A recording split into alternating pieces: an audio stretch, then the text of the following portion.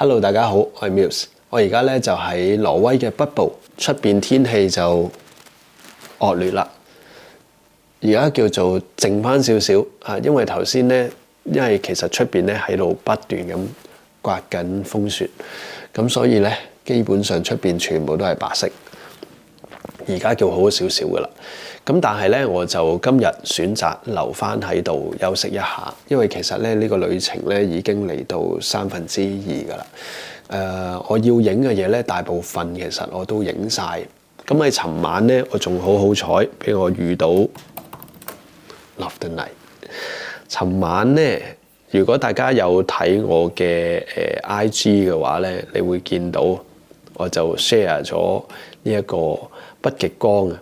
咁呢一個咧，我啱啱喺 Final Cut 嗰度係咁以放入去睇一睇咁樣啊。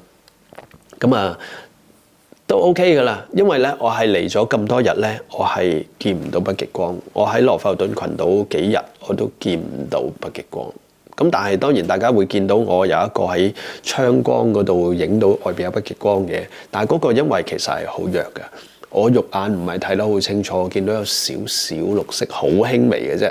咁所以咧，我淨係一日到黑淨係望住個窗，但係其實我好似咩都睇唔到咁樣嚇。咁但係咧，尋晚咧我就真係哇！一抬頭，成條綠色跨過成個天，真係好開心。因為尋晚嗰個極光咧，相比我上年我喺蝙蝠山睇到嘅咧，更加明顯。大家會睇到我就咁拍 video 都拍到。咁當然啦，你話佢係咪好強嗰啲咧？即係強到又有粉紅色嗰啲啊？咁當然又未去到呢一個程度啦嚇。咁但係對我嚟講咧，已經好感恩，因為我喺 Lofoten 嗰度幾晚都睇唔到嘅時候，當然都會有啲失望嘅。咁但係唔緊要嘅，因為我一路覺得。冇咪算咯，自己曾經睇過噶嘛。咁所以咧，當你自己冇抱期望嘅時候咧，當我一路夜晚揸下車嘅時候，點解上高有光嘅？但係周圍咧成條公路冇地方俾我停，後邊一啲車係咁開到高速咁追住我，跟住我咁樣，我想揾地方停我都好難，停唔到。咁啊，最後先終於揾到個地方。停埋一邊度影下咁樣啦，因為我本身嚟一個我自己都好陌生唔識嘅地方。你話如果我突然間見到啲光喎，跟住揾個地方影下先，咁我揾咩地方影咧？我都唔知附近係啲咩嚟嘅，全部黑掹掹係嘛？即係如果你有肉眼你睇得到呢度可以上去啊，就話啫。咁但係其實係一個陌生嘅地方，咁所以就都幾有趣。跟住我就去咗一個峽灣，就搏下啦。我會唔會即係可以喺嗰度見到咧？因為咧，當我見到極光嘅時候咧，其實係下晝5點鐘嘅啫。咁但係咧，我距離去嗰個峽灣嘅地方咧，係仲要揸多2個半鐘車先去到嘅。咁但係中間冇地方可以俾我停車，我亦都唔知可以喺邊度可以停到車。跟住我就索性決定搏一搏啦，我就去到個峽灣嗰度睇下呢個極光會唔會仲喺度啊！咁啊，結果咧就真係好彩，嗰個極光係真係等埋我，真係等埋我。我覺得係點解我會咁樣形容佢真係等埋我咧？因為當我影完呢個 time lapse 嘅時候咧，呢個極光就冇咗啦。呢個極光咧會一路褪到去呢個山嘅後邊。呢個山嘅後邊係乜嘢我都唔知嘅，但係我都唔知即係我原本就係去呢個位，一路褪，佢就已經褪到去後邊，甚至。即係減弱咗冇咗啦，咁所以好短時間我去到嗰度，其實我都唔知揾咩位影嘅，因為周圍都好光，但係又俾我揾到條路仔咧，就穿出去喺海邊嗰度，咁我就逗留喺嗰度影咗一陣嘅啫。其實因為我極光夠勁啦，咁所以咧我嗰個一個 frame 同一個 frame 之間咧，我影2秒嘅啫嘛，咁所以我每一張咧。我其實4-5秒就可以完成到，咁所以咧，我其實持續影唔係影咗好耐，咁但係咧就已經成功俾我 capture 得到呢個畫面，我已經好感恩、好開心。咁所以好即係多謝個上天俾我有機會喺呢度睇到。咁當然啦，呢個景咧，即係我講緊極光下底嗰個背景咧。未係好理想嘅，因為我唔係好喜，即係個人有得揀嘅話，我唔係好想下低係有燈光嘅。咁但係呢啲嘢你唔可以即係叫做你要就一定有。咁但係其實我覺得已經係非常之好噶啦，對我嚟講。咁所以可以咁講，我想影嘅嘢咧都影晒啦。咁所以今日咧外邊天氣唔係話太好，咁我就先留喺呢一度整理下 backup 下我自己嘅 file 啦，同埋執一執我自己啲嘢。因為我自己啲器材咧一用嘅時候咧，哇真係周圍擺，尤其是太多好細粒嘅嘢啦，去咗邊啦？咁我就喺呢一度咧就再揾翻佢哋出嚟先，再組織過下先。咁今日咧我就想同大家分享嘅咧就係我今個旅程用咗啲咩器材啦，準備咗啲乜嘢啦，同埋到底我點樣用佢哋咧，好冇？我相信第一大家最有興趣知嘅就係我可能帶咗咩相機，我就帶咗3部相機，主要嘅相機啦嚇，叫做第一部就係我最常用嘅 Sony 嘅 A1 啦。我平時上堂啊，或者我自己影相啊，其實一直都係用佢噶啦。keep 住當 kit lens 用嘅咧，就係得一支16-35，基本上係用佢嘅啫。呢一部機我攞嚟影乜嘢咧？主要係攞嚟影少少風景同埋影個 time lapse。OK， 咁另外一部相機咧都係重要嘅，主要淨係影相嘅啫，就係呢一部嘅 Hasselblad 啦。Hassel 嘅 X2D 係啦，呢一個咧就淨係一支定焦鏡38mm，都係一支 Y 鏡。我今次主要係嚟拍一啲 video 啦，咁所以長焦對我嚟講，自己拍自己搞唔掂噶啦。跟住第3部嘅咧就係呢一部嘅 video 嘅機啦，就係 Sony 嘅 FX3。OK，FX3 咧我嚟到第3日咧就出現咗啲問題啦。可能我揸車嘅時候咧，突然間個腳架即係移一移位，就撞咗我嗰杯可樂，即係嗰一支可樂，嗰支可樂咧滴咗少少落去個機身嗰度，跟住已經馬上即係揾嘢抹完之後，可能唔知咪凍得滯，佢已經即係滲咗啲入去啊，結埋冰啊之類嘅嘢啦。咁喺後邊咧有一個轉盤嘅。呢個轉盤咧，基本上已經棘住用唔到啦。其他掣咧撳落去嘅時候咧，撳咗落去彈唔翻上嚟嘅，係啊。係啦。長時間佢好多個掣都係咁，唔係得一個掣係咁。嗰啲掣都唔緊要啦嚇，撳咗落去最多你剔多2下佢彈翻上嚟啦。咁但係個轉盤咧一路棘住咗唔得，上下左右幾個掣都好似唔係好 work。跟住咧我就以為係我隻手凍得滯啦，擰唔到佢啦。咁我夾硬擰多2下嘅時候咧，佢嗰個入邊感覺佢好似有條皮帶咁樣啦，就好似斷咗咁樣送翻順翻扭到啦。咁但係咧成個盤廢咗冇功，咁死火啦！點算我點影嘢啊？頭3日啫喎，咁好彩佢嘅功能咧係冇事嘅，只不過啲掣有問題。咁我就改用佢上高嘅呢一個 joystick 嚇，因為其實 FX3 呢度上高係有一個，咁就喺個 menu 度咧設定翻所有呢度本身要用嘅掣咧，喺其他嘅就係呢個 custom 嘅啲 button 嗰度咯，喺其他嘅掣嗰度去撳咯。OK， 咁雖然係好唔方便噶啦，咁但係點都好，對我嚟講咧，最緊要揾解決方法，係啦，就唔係先埋怨嘅，最緊要就係你要諗辦法去解決你而家面對緊嘅問題。我呢幾日點影咧？到底我係應該要重新適應佢啊，定係一日鬧到黑咧？咁我應該要重新適應佢，去設定一啲唔同即係嘅模式嚇，變翻一啲正常嘅傳統嘅模式。咁我就順利拍咗一啲畫面出嚟。咁呢啲畫面咧，我自己都好中意嘅。雖然操控上面係好唔方便噶啦，咁樣，因為你總有一個習慣嘅手勢噶嘛。咁但係所有嘢啲掣啊唔同晒位啊嗰啲，你要重新適應佢咯。咁嗰個翻到香港先再攞去維修啦。咁我仲有多一支鏡頭嘅，就係50mm嘅1.2。呢一支鏡頭咧，我今次其實係用得唔多嘅，但係都係一支重要嘅鏡頭嚟嘅。只不過係我要自己影自己嘅話有啲難咯嚇。咁但係我揀1.2係因為呢度全日基本上都係好低光嘅。今日咧成朝咧超級惡劣啊！大家即係俾啲畫面大家睇，真係成朝都係好惡劣嘅天氣。而家咧天清氣朗，即係嗰啲叫咩？即係叫做咩？風雨過後即刻靚晒，雨過天晴。咁啊，今朝唔係落雨，但係咁暴風雪。咁啊，但係而家咧，有一個靚嘅日出。靚嘅日出咧，就係得啲光嘅啫，你唔會見到個太陽嘅。反而呢一個係幾得意㗎，因為你見唔到個太陽，跟住隔冇耐咧，佢又會走㗎。咁即係日出同日落咧係黐埋咗一齊嘅，咁所以係好得意㗎。你其實唔知道日出定日落嘅，但係你大概知道啦。而家叫早啲嘅11、2點嘅時間咧就係日出啦，跟住12點半至1點咧就日落啦，係啦。OK， 咁就鏡頭仲有一支。如果大家舊年開始有睇我去冰島拍嘅 video 咧，我就係用一支鏡嘅啫。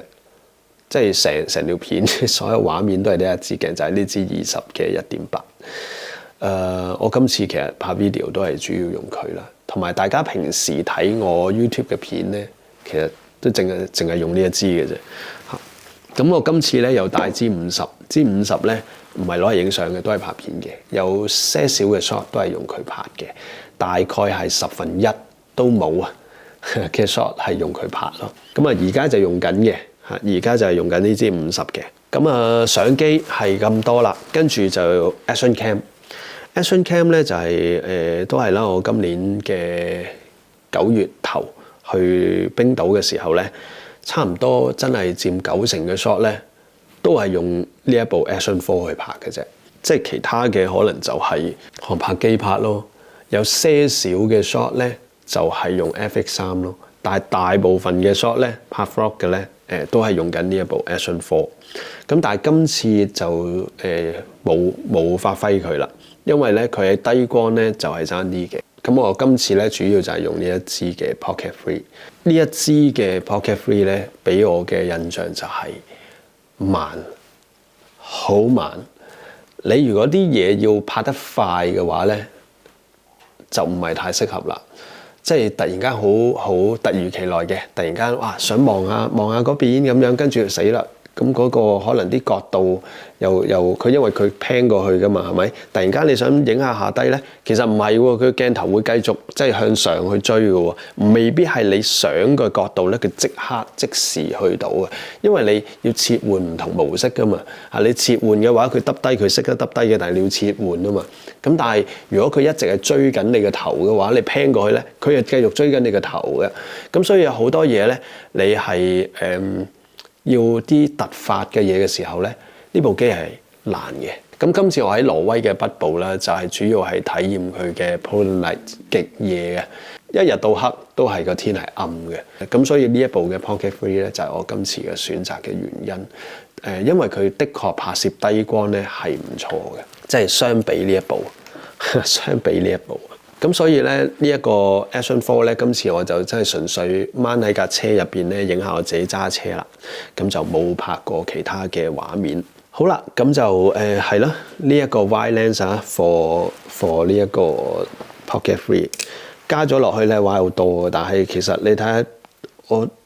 即係你一有些少可能手指毛啊，或者佢已經即係唔覺意揩一揩啊，擺咗落去，即係唔加好過加㗎啦。其實即係如果你長時間咁樣成日加咗落去之後，你又唔記得咗啊，死啊揩咗一下落去，咁唔掂㗎啦。你有鏡頭咁，所以咧喺我自己嗰個今次呢個旅程拍嘅咧，就基本上冇落，因為落咗之後咧。佢其實係收唔埋嘅，同埋咧佢磁石唔係好實嘅啫，你肯定會唔見嘅呢一粒嘢嚇。我而家喺度整理下，就係因為嗰粒嘢唔知擺咗去邊。你越小心收埋咧，越唔知去咗邊。咁啊，而家執翻佢翻嚟啦。咁但係就全程咧，其實我都係冇落到嘅。咁另外咧就係喺呢一度拍攝嘅時候咧用嘅光啦。我喺酒店房呢一度咧。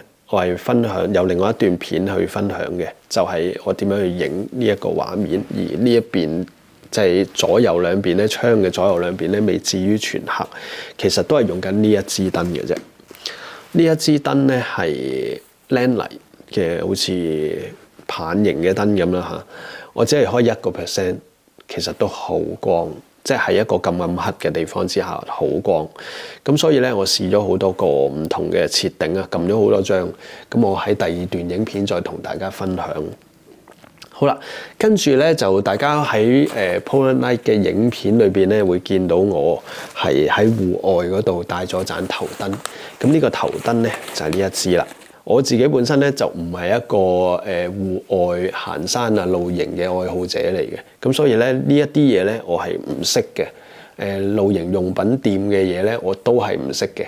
OK， 咁但係咧我會不斷去諗有啲咩嘢係可以幫助到我拍攝嘅，咁啊，我覺得呢個頭燈係重要嘅。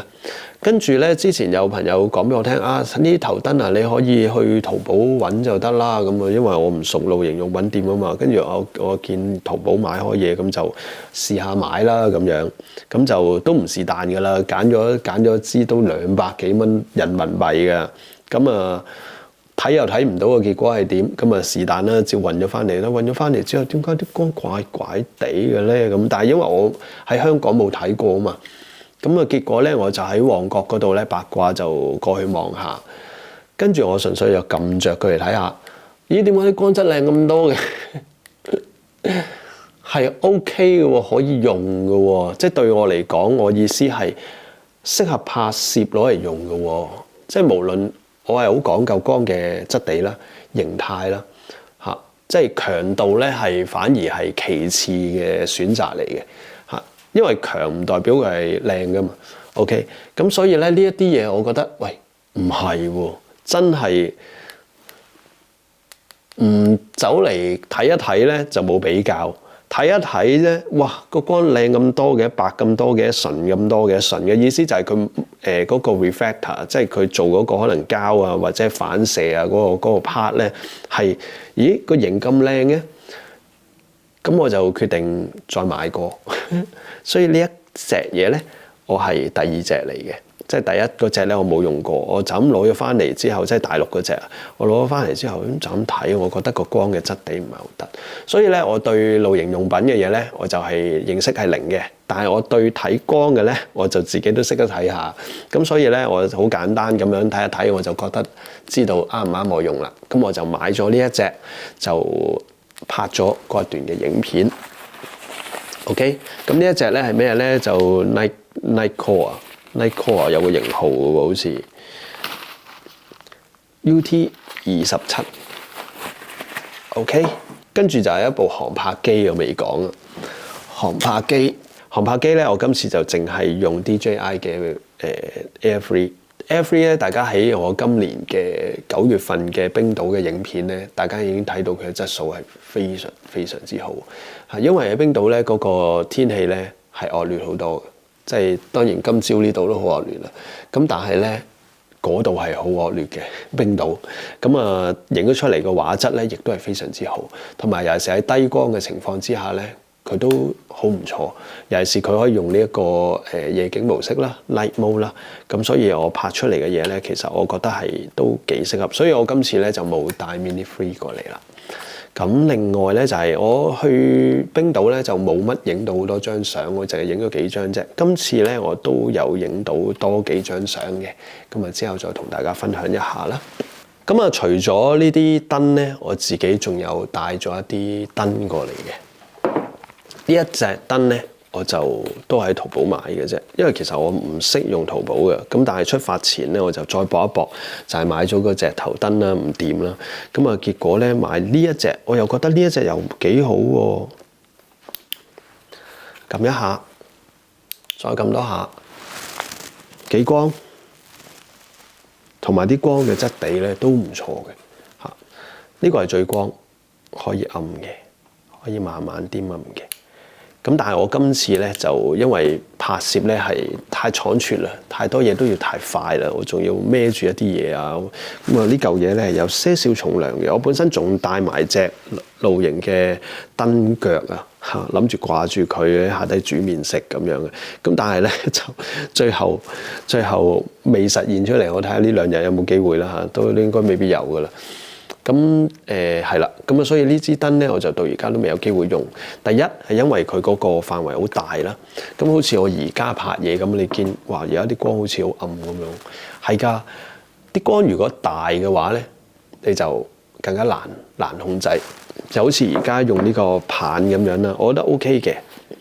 呢個可唔可以代替佢咧？當然都可以啦，顛翻暗少少，係啊，嗱，係啦，顛翻暗些少啫，係啦，咁我就將呢個擺過嚟呢一度，得唔得咧？結果一唔一樣咧？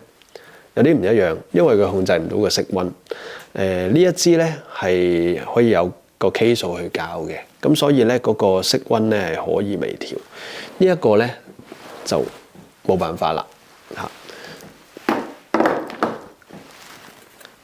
咁但係一般拍攝咧，其實絕對冇問題嘅，我覺得，因為佢本身咧係一啲露營用品嘅嘢嚟嘅，都係嚇，咁啊有些少重量 ，OK。好啦，咁啊另外咧就係呢一隻嘢啦。即係我買呢啲 speaker 咧，其實我已經買咗好多年㗎啦。即係基本上喺10幾20年前咧，唔係好興嘅時候，我已經一路 keep 住喺唔同嘅年代我都會買嘅。咁但係一出到呢一類型嘅嘢嘅時候咧，我就反而係冇乜試過咯。但係咧，我買咗呢隻之後，我覺得哇咁細隻，但係個聲咁好嘅，呢隻叫咩啊？睇下先，叫咩啊 ？Amberton 啊。Amberton 2，咁同埋我覺得好靚，好靚。好似喺個 app 嗰度有得校嗰個聲，即係個 EQ，但係其實我覺得都廢嘅。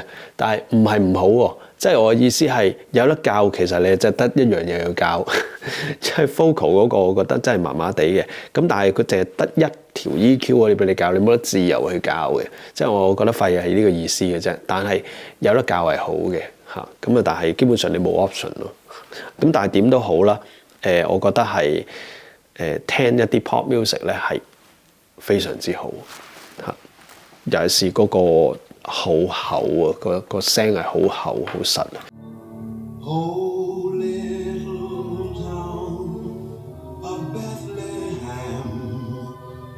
咁所以帶過嚟呢一度咧，就喺唔同嘅時段啦，音樂繼續陪住我，好開心嘅，因為我一直覺得咧，聲音係好，即係我哋拍一段 video 有聲有畫，其實聲係佔一個好重要嘅角色，分分鐘比個畫面更重要嚇，即係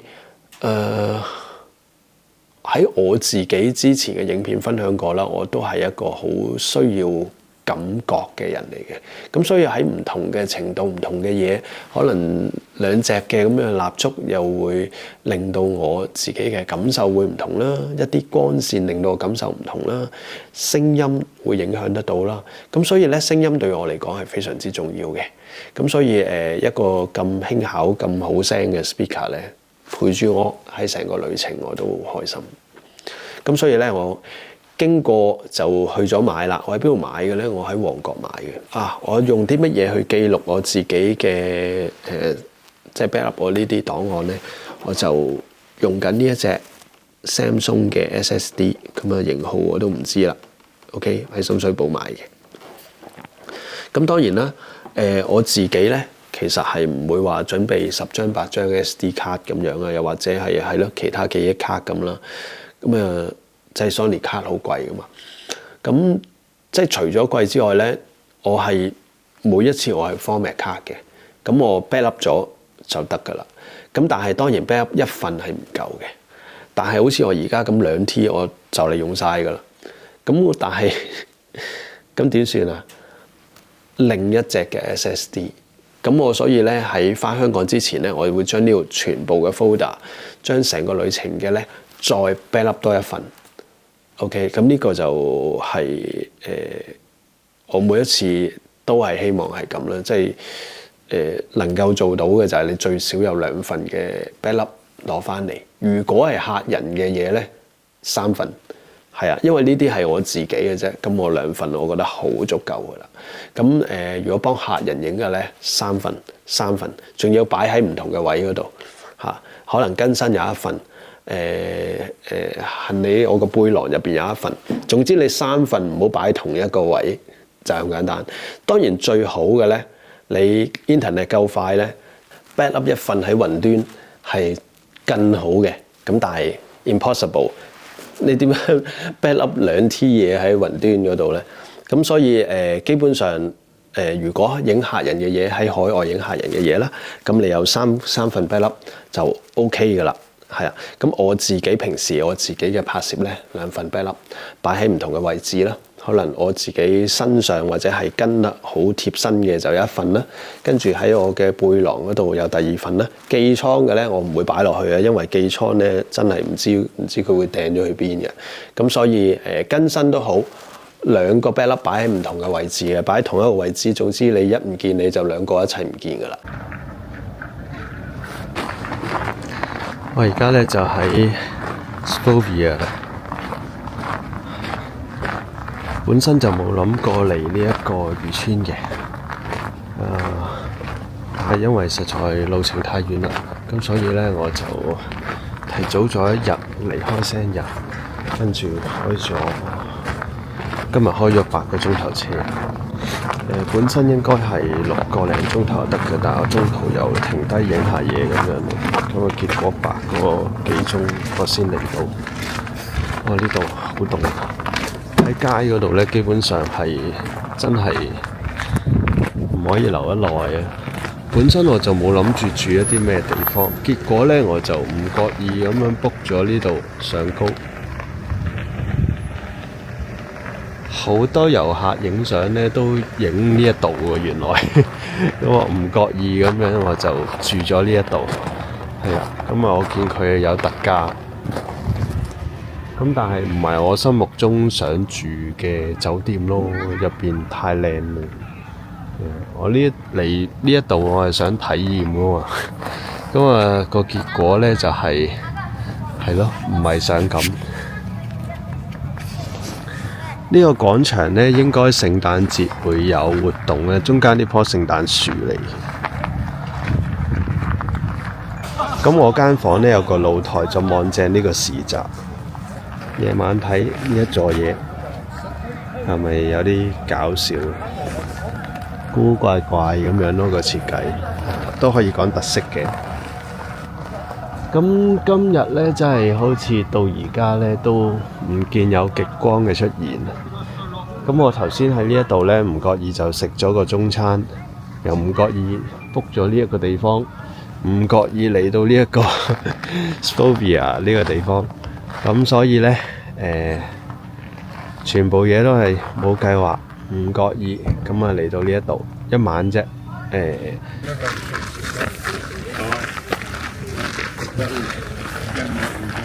我都唔想周圍行。唉，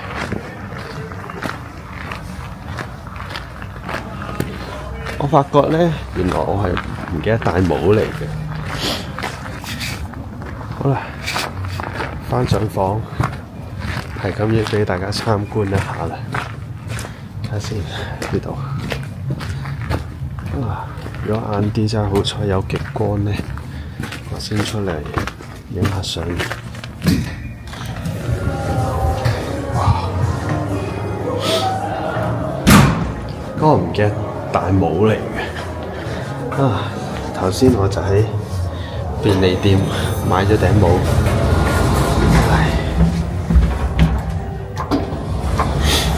我咧就唔係好中意嚟呢一度咧住酒店啊！突然間個感覺咧好城市，都係好自助，開 party 咁嘈。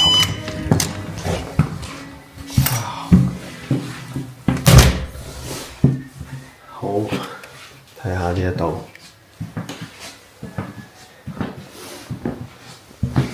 一間房嚟嘅。有個玻璃嘅廁所，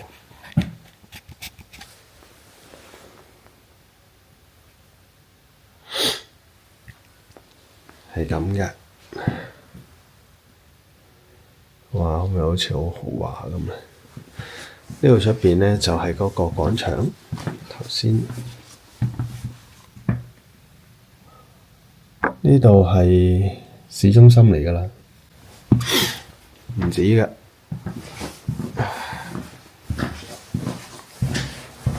呢度都好大㗎，呢度可以煮嘢食，呢度先係個廳。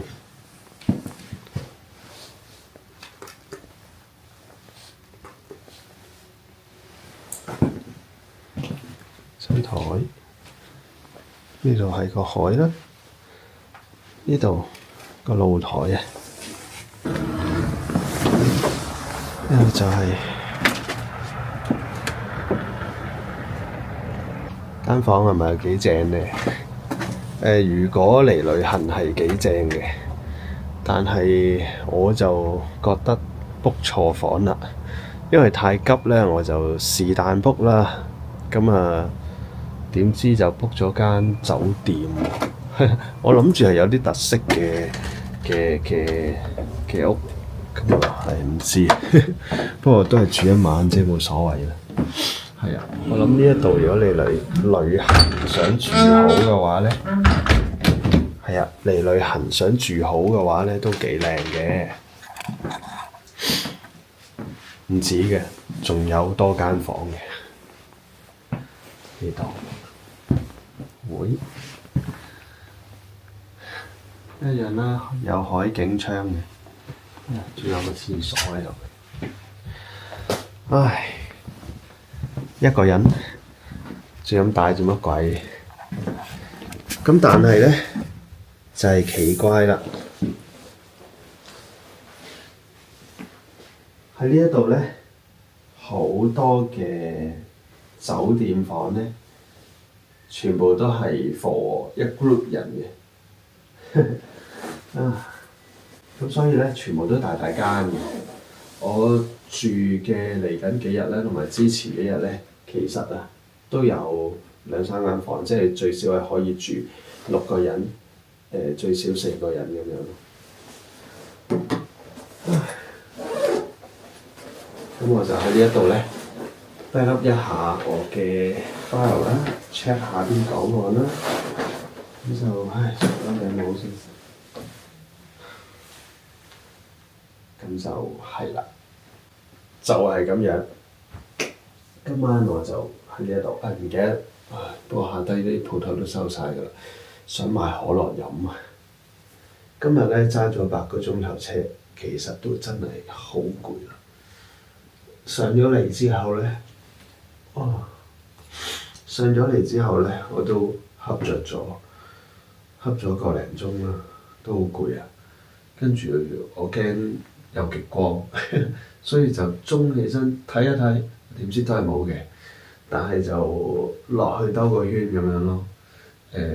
我揾到一個地方嘅，如果真係有嘅話咧，我就行過去嗰度影一啲 time lapse。咁但係而家咧，暫時都未有嘢睇，如果俾佢睇咧，我就放棄啦。咁同埋咧，我揾到個地方係可以呢度直去咧，好似點啊走火通道咁樣，直去就有一個位係可以望到對面嗰座山嘅，直接影呢個景就爭啲。咁但係如果我純粹睇有冇極光嘅話咧，喺嗰個地方度就咁睇一睇就得㗎啦，就唔使特登又走出街先。所以見到有我先落去啦。咁而家咧我就喺呢一度 backup 下我啲檔案啦。極光對我嚟講咧，當然希望睇到啦，同埋睇到咧，我係希望肉眼睇得好清楚嗰啲。因為我之前嚟之前咧，我全部上網睇咧，其實只要個天一清咧，基本上你實睇到嘅。即係當然呢幾日嚟到我都仲未見到啦。咁但係點都好啦，可遇不可求嘅，同埋自己又唔係未見過，咁所以冇所謂嘅，有我就最開心啦。咁啊冇咧我都唔緊要。呢幾日我都拍咗一啲自己好中意嘅畫面，但係最期待嘅咧就係聽日、後日、大後日呢幾日嘅地方啦。頭先一路講嘢咧，就係用緊 Pocket Free build in 嗰支咪嘅。咁我而家咧就開另外嘅呢一支咪，應該咧而家就應該係收緊呢支啦啩，係嘛？應該係收緊呢支咪啦，夾翻喺度先。咁而家咧就用緊呢一支咪啦，行遠啲都唔怕啦。咁頭先啲聲得唔得咧？我都唔知道啊，但係咧凍得滯啊，我都費事搞咁多嘢。係啊，基本上咧所有嘢都係冇計劃。但係往往咧冇計劃就係我自己覺得最舒服、最開心，因為唔好期望得太多。係啊，期望得太多嘅時候咧，你往往都未必係你心目中嘅結果嚟嘅。當然啦，每一個 trip 我都有些少嘅期望嘅嚇，即係應該話係咯。我預計我想做啲乜，唔可以話完全冇嘅，一定有啲嘅。咁但係嗰個程度咧就唔會話即係爭啲啊，我就會好失落噶啦，就做唔到啊，又好唔開心啊咁樣。其實我就唔會嘅，反而咁樣唔得啊，不如咁啦；咁樣唔得啊，不如咁啦。咁樣我反而咧係最開心，咁樣係個人係最舒服啊嚇。因為其實我覺得唔係一定要咁樣嘅啫，即係太多嘢，我覺得係冇需要係一定要咁啊。當然我知道有啲事情啊，或者係有啲工作上邊嘅嘢，可能一定要係咁嘅喎。咁嗰啲另計咯，嗰啲係一個工作啊嘛。咁但係我就好希望將呢一種嘅態度係套入喺我生活度咯，同埋甚至喺我工作上邊咯。我覺得工作都冇話一定要咁嘅啫，即係起碼我嘅工種我而家做緊嘅嘢係冇一定要咁樣先得嘅，係咪？咁有好多嘢係你諗唔到啫，可能會有第二個結果更加適合你，又或者喺你嘅能力裏邊，所有嘢係可以成就到咁嘅結果先係你㗎啦。即係人哋嗰個結果係未喺呢一刻係你能夠擁有、能夠做到，咁我覺得冇所謂㗎。今次唔得咪下一次咯。咁有好多嘢都係嘅，好似我早幾日做係咯，好似我早幾日住嗰間 Sanya。其實我係 book 錯咗個 apartment 嘅，我係應該 book 隔離嗰間嘅。咁當然我未嚟過，我唔知道啦。咁但係我嚟到之後，我睇清楚個景咧嘅角度咧，咦，隔離嗰間先係我想拍嘅角度喎。當然啦，呢一個就係嗰個期望嘅落差啦。就係哎呀，當時係有落差嘅失望嘅，就係哎呀，應該隔離嗰間啊，但係點解揾唔到嘅咧？即係唔知道點解嗰個內籠係咁相似嘅，因為同一個景，但係隔離。咁但係咧拍攝嗰個角度咧就係完全唔一樣啦。咁冇嘅，唔係嗰間，你咪用第二啲角度拍第二啲嘢咯。就係咁簡單，我覺得唔緊要㗎，我又唔係唔會再嚟嘅，係咪先？我下次再嚟，我咪 book 翻嗰間咯。即係我自己嘅角度，我覺得係係啦，我用咁嘅心態去睇每一樣嘢嚇。好似我 book 咗呢一度咁樣，其實我一嚟到，點解會 book 咗間咁嘅嘢嘅？因為可能尋晚太眼瞓，我見到好似交通幾方便喎，市中心喎，定唔知點嘅。咁我冇 check 清楚，跟住我見你有特價喎，即係海景喎 ，upgrade 喎，免費，因為好平嘅啫呢一度，其實係千零蚊嘅啫，唔使2000蚊嘅。咁啊是但啦，住一晚啦。咁我係咯，咁我唔覺意嚟到呢度，咁唔覺意嚟到呢度房就係咯，四正正啦，只不過唔係我心目中咁樣啫。咁但係又唔覺意喺樓下，就咁喺樓下啫，就有間中餐廳喎，唔覺意喎真係。如果唔係，我又真係食緊佢啲好熱氣嘅嘢啦。真係冇諗過嚟到 Lofoten 係可以見到有中餐，仲要個店員係講廣東話，正。同埋個中餐係好好食嘅，真係好食。通常喺歐洲食就係俾你見到嘅都係難食㗎啦，但係咧，我又 OK 嘅，即係難食我都會中意食嘅，即係中餐就啱我口味噶啦。咁係咯，我覺得又好好喎。點都好啦，咁我希望睇下陣間會唔會有一啲極光睇到啦。咁呢幾日拍咗啲 video 咧，我自己都中意嘅，希望再同大家分享。咁等我咧再慢慢 check 下，同埋要啲時間嘅啦，剪接應該。咁我因為我個 SSD 咧唔係好夠位嘅，咁所以咧我喺呢一度就剪唔到片啦，因為我都拍咗好多檔案，啲檔案就壓晒我兩隻嘅 SSD。都好大㗎啦個容量，咁但係咧我就唔攞嚟剪片住啦，因為一剪片咧嗰個檔案就好大，咁所以我就冇剪到片，但我有 check 過下嘅。咁我嚟緊都會主力係拍片，同埋希望影一啲 time lapse 嘅相咯。其實相我都係真係諗住影幾張㗎咋。真係嘅，即係我心目中嘅畫面係得幾個嘅啫，其他嗰啲有咪有，見到咪影，見唔到咪冇所謂咯。即係呢個就係我呢個 trip 嗰個心態啊。OK，講下好似有啲喉嚨沙，好啦，再傾。